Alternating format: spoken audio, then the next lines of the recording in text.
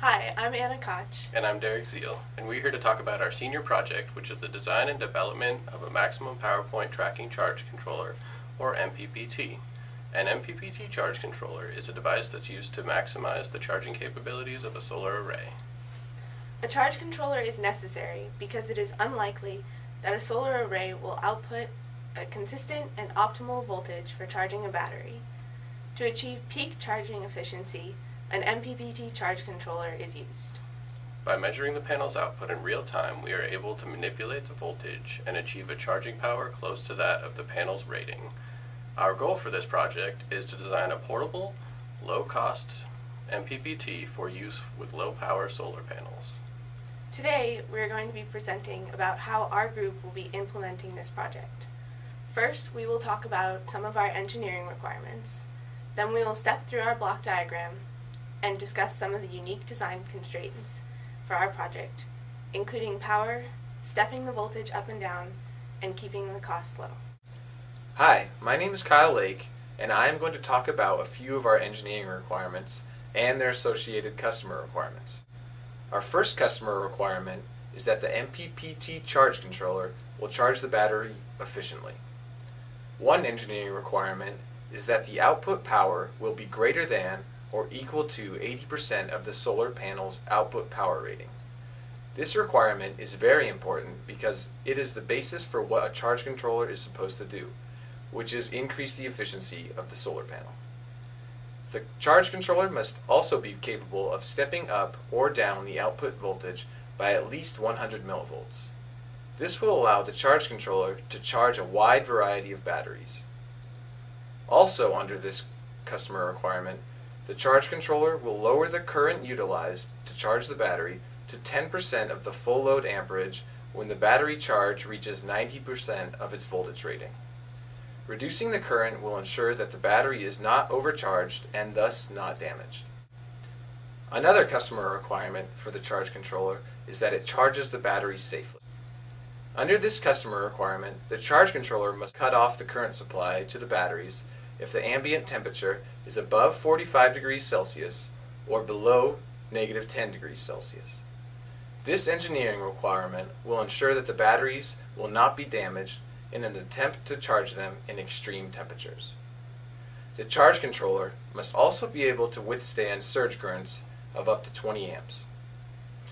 It is a necessity that the charge controller can withstand these surge currents. The next customer requirement is that the charge controller will be easy to set up and user-friendly. To meet this customer requirement, the charge controller will not exceed 15 pounds. Having a weight limit will ensure that the charge controller is mobile enough to be used in many different applications.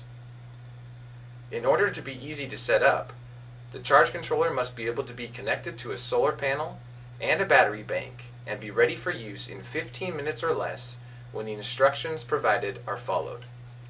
We want our charge controller to be easy to use, and this will ensure that most users will be able to set it up very easily. The last customer requirement that I will be talking about is that the MPPT charge controller must be inexpensive.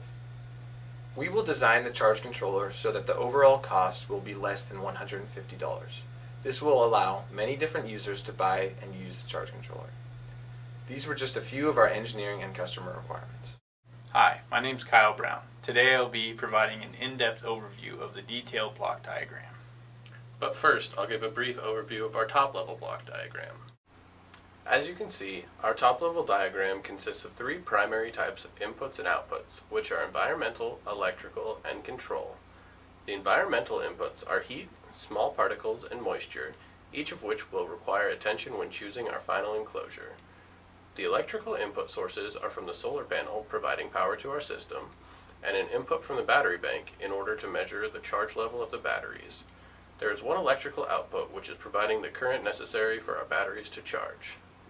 The control input will be user input from a keypad that is decoded and sent to the microcontroller. The control outputs will be relevant electrical information displayed via the LCD and data being logged to a USB key. Here is our detailed block diagram. Within the enclosure, we must accomplish several goals. First, our module must be powered by the solar array. A regulator will accept this power and provide adequate voltage to energize the individual blocks. Next, we must measure the input signal from the solar array and the output signals from the DC to DC converter. For currents, we will utilize special integrated circuits, or ICs, for accurate measurements. These ICs will provide voltages to our microcontroller embedded analog to digital converter. The input and output voltages will be linearly decreased to the acceptable input range of the analog to digital converter. Once we have obtained the necessary measurements, our microcontroller will use this data and the code we have implemented to generate a specific output signal to the DC to DC converter. The DC to DC converter will be entirely designed by our team. Based on the output from the microcontroller and our charging needs, we will step up or step down the converter's input in order to supply our load with the maximum power possible. This output power will continually be measured and adjusted to maintain the maximum efficiency. The user will be able to configure the module with the keypad. This configuration will allow the charge controller to be used in a variety of applications, accepting a range of power signals from the solar panels and efficiently charging an assortment of batteries.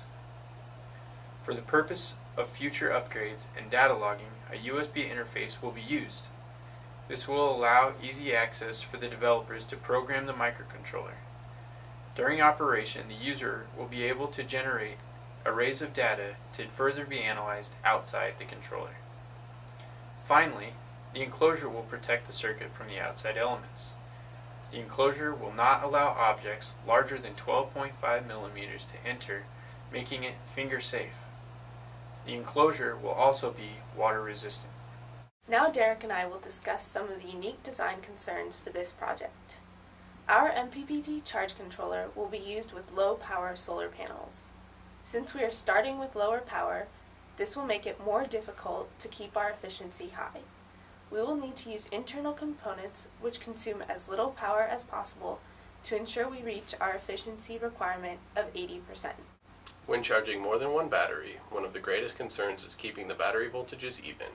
If one voltage is greater than the others and you try to keep pushing charge into that battery, the battery may be damaged. To prevent this, we will only be charging one battery at a time. The battery will be charged to 70% of its voltage rating using the MPPT algorithm. After its capacity has been reached, the charger will enter a trickle charge state. The charge controllers that are currently available only step up or step down the input voltage. When the voltage is out of this range, the charge controller is in a sleep state. Our application will allow us to both step up and step down the voltage. This gives us the capability to charge a range of battery voltages up to 24 volts using a variety of solar panels. The difficulty will be incorporating both a step up and step down DC to DC converter into the charge controller.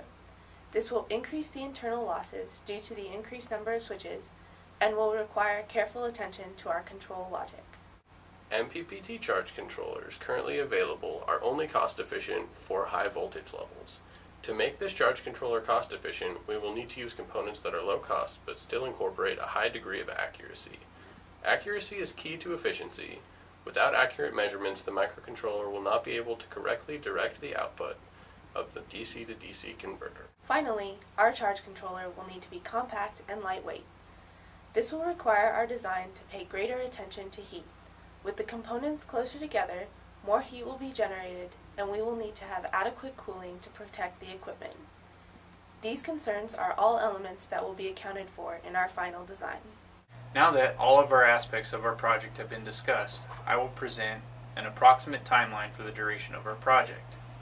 We will continue working on our project through May of the current academic year. Looking forward, we will continue to design the individual blocks. Initially, we will focus on the major blocks, such as the DC to DC converter and the microcontroller implementation. During the design of our blocks, we will create schematics and carry out simulations when necessary. In order to start prototyping, we will need to create part lists and obtain our parts. We will start developing code over winter break and into the winter term. During the winter term, we will begin building and testing our individual blocks. This will ensure proper operation with our estimated inputs. Also during winter term, we will begin in situ testing of our module. This will give us real feedback with respect to the real operating conditions we may encounter. Today, we looked at our engineering requirements, block diagrams, and the motivation behind our unique design constraints.